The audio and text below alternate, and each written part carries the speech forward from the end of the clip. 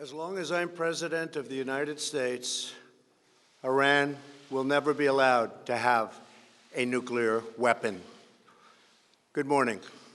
I'm pleased to inform you the American people should be extremely grateful and happy.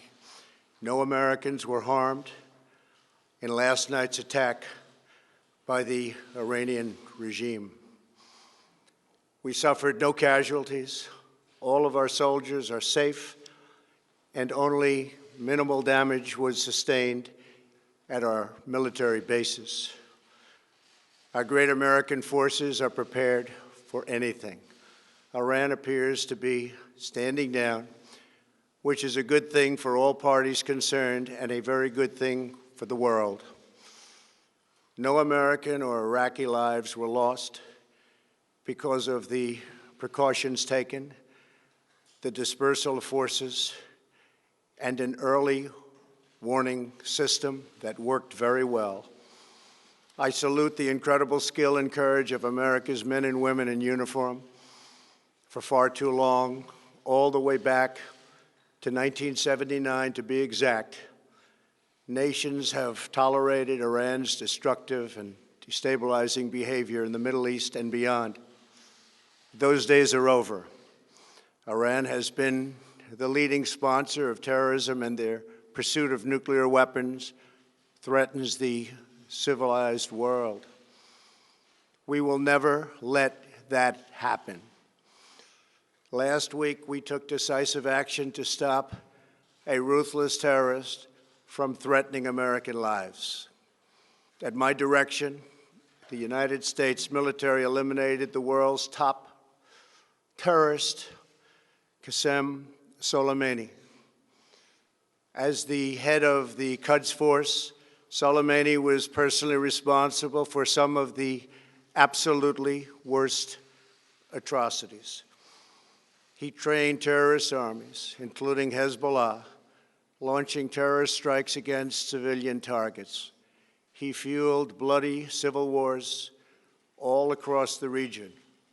He viciously wounded and murdered thousands of U.S. troops, including the planting of roadside bombs that maim and dismember their victims. Soleimani directed the recent attacks on U.S. personnel in Iraq that badly wounded 4 service members and killed 1 American, and he orchestrated the violent assault on the U.S. Embassy in Baghdad. In recent days, he was planning new attacks on American targets, but we stopped him. Soleimani's hands were drenched in both American and Iranian blood. He should have been terminated long ago.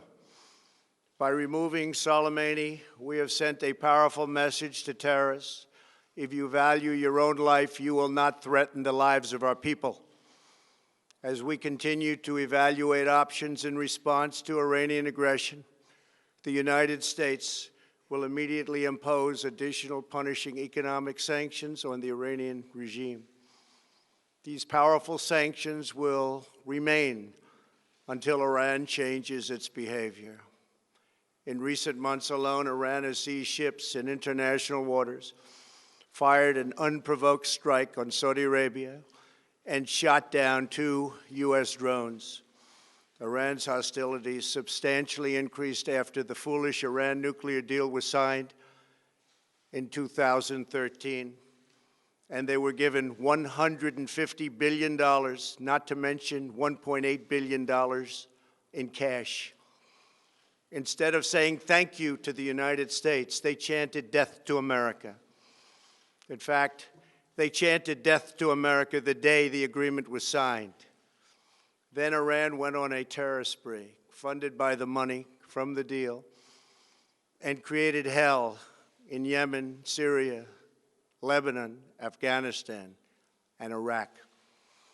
The missiles fired last night at us and our allies were paid for with the funds made available by the last administration. The regime also greatly tightened the reins on their own country, even recently killing 1,500 people at the many protests that are taking place all throughout Iran.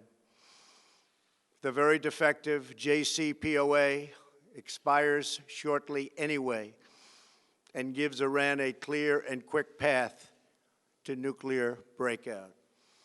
Iran must abandon its nuclear ambitions and end its support for terrorism. The time has come for the United Kingdom, Germany, France, Russia, and China to recognize this reality.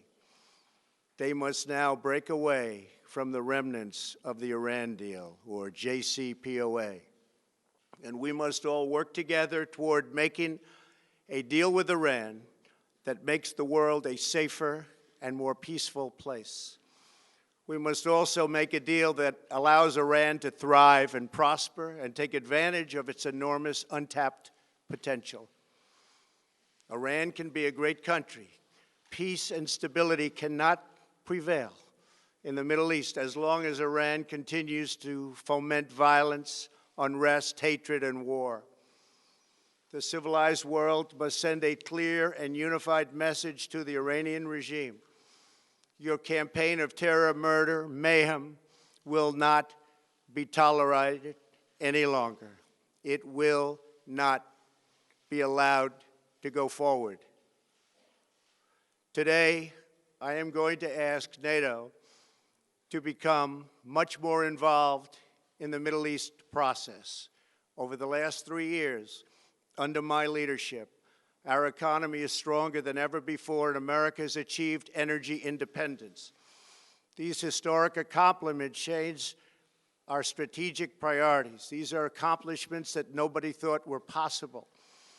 And options in the Middle East became available. We are now the #1 producer of oil and natural gas anywhere in the world. We are independent, and we do not need Middle East oil. The American military has been completely rebuilt under my administration at a cost of $2.5 trillion. U.S. armed forces are stronger than ever before. Our missiles are big, powerful, accurate, lethal, and fast. Under construction are many hypersonic missiles. The fact that we have this great military and equipment, however, does not mean we have to use it. We do not want to use it. American strength, both military and economic, is the best deterrent. 3 months ago, after destroying 100% of ISIS and its territorial caliphate, we killed the savage leader of ISIS, al-Baghdadi, who was responsible for so much death, including the mass beheadings of Christians, Muslims, and all who stood in his way. He was a monster. Al-Baghdadi was trying again to rebuild the ISIS caliphate and failed. Tens of thousands of ISIS fighters have been killed or captured during my administration. ISIS is a natural enemy of Iran. The destruction of ISIS is good for Iran, and we should work together on this and other shared priorities. Finally, to the people and leaders of Iran, we want you to have a future, and a great future, one that you deserve, one of prosperity at home and harmony with the nations of the world. The United States is ready to embrace peace with all who seek it. I want to thank you, and God bless America. Thank you very much. Thank you. Thank you. Thank you, sir. Mr. President, have it all be well.